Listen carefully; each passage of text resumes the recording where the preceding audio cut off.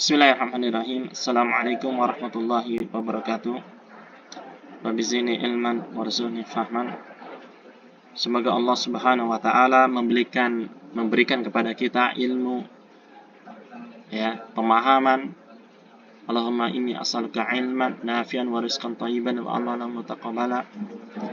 Semoga Allah Subhanahu wa taala memberikan karunia-Nya kepada kita sehingga Allah Subhanahu wa taala menjadikan kita orang yang bisa mengamalkan ilmunya. Amin ya rabbal alamin. Adapun insyaallah kita akan mempelajari usaha dan pesawat sederhana dalam kehidupan kita sehari-hari. Kenapa kita bisa mudah bekerja dalam kehidupan sehari-hari? Ya tentunya dengan bantuan alat-alat yang sudah ditemukan oleh berbagai ilmuwan, baik secara tertulis, tertulis namanya penemunya ini, maupun tidak tertulis namanya.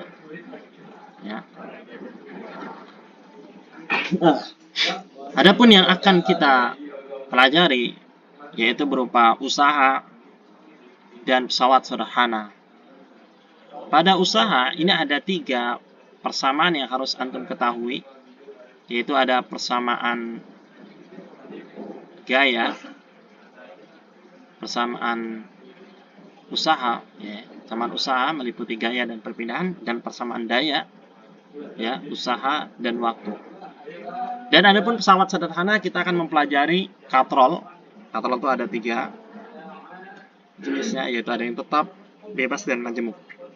Kemudian juga kita akan pelajari roda berporos, bidang miring, pengungkit 1, 2, dan 3. Kemudian juga yang diterapkan pada sistem gerak pada manusia. Yang pertama, insya Allah kita akan mempelajari usaha nih. Apa sih usaha itu?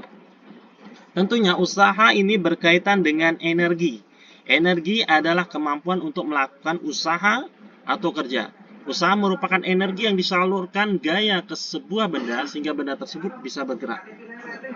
Jika kuda yang menarik kereta, kita lihat sini ada kuda, mengakibatkan benda tersebut berpindah tempat, maka dapat dikatakan kuda tersebut melakukan usaha.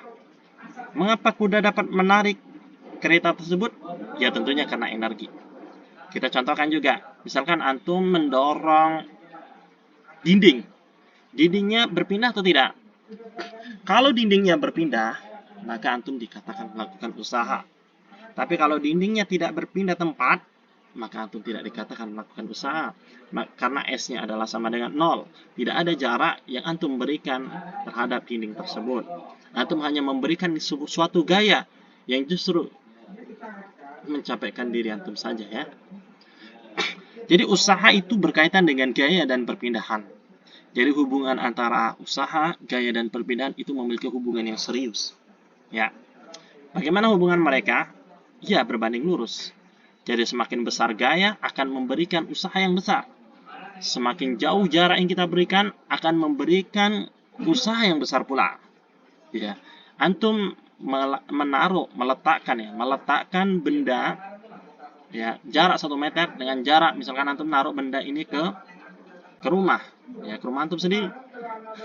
Sekarang antum naruh benda tersebut ke Amerika atau ke Ka'bah, ke Arab Saudi. Usahanya yang mana yang lebih besar? Tentu yang ke Arab Saudi. Jauh sekali kan?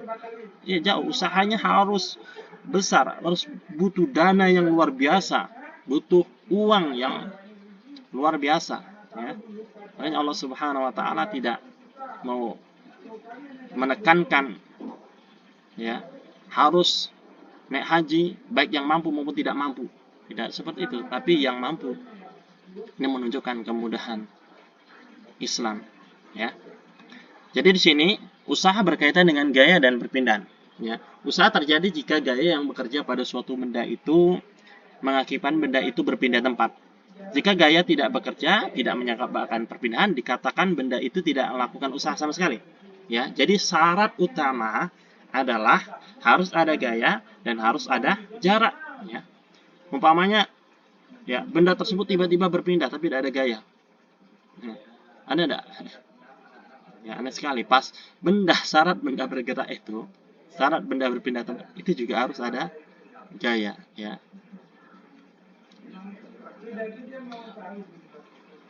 Maka kita tuliskan rumusnya adalah W sama dengan F kali S, yaitu W adalah usaha dan F adalah gaya, ya. Itu J itu joule, tulisannya joule, ya, joule, joule, ya.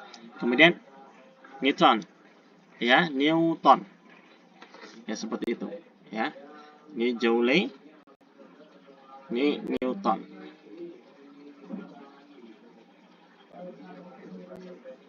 Ini meter, ya, seperti itu, ya.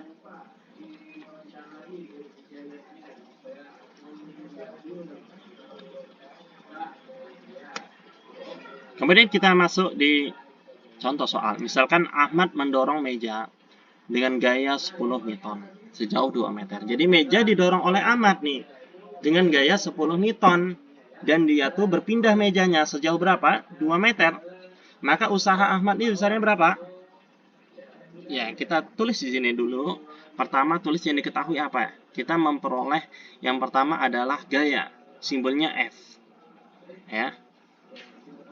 Kemudian kita juga memiliki satuan lain, yaitu adalah memiliki besaran lain maksudnya, yaitu adalah besaran panjang berupa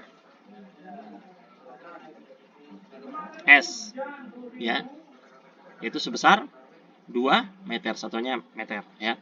Maka yang ditanya adalah W, tinggal kita masukkan saja dari rumusnya tadi, W sama dengan F kali S.